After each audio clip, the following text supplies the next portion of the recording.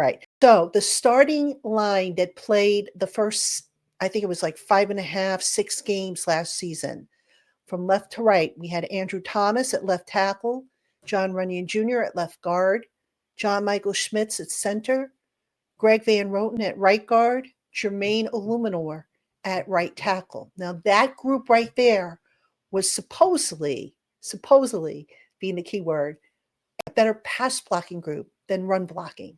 Right. So that was the feeling. They brought in guys who were maybe a little bit better on the pass blocking end because of what the Giants wanted to do with their offense. Well, folks, as it turned out, maybe that unit wasn't quite what they thought it was going to be in terms of pass blocking. And I'm going to give you some stats that I pulled from True Media. Okay, so that starting combination group in 6 games played allowed 14 sacks for a 6.0% rate, 86 pressures, which was 35.8% of the total pressures allowed. And here's the stunner, folks.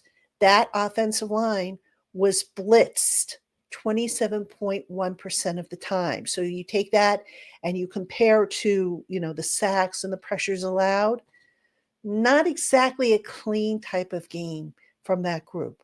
Right now, how much of that was because in the summertime that group could not play together? That group also did not practice much together.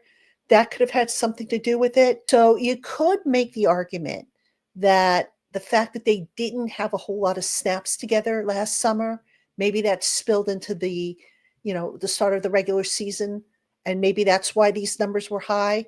But you could also make the argument that maybe an upgrade is needed somewhere along this line.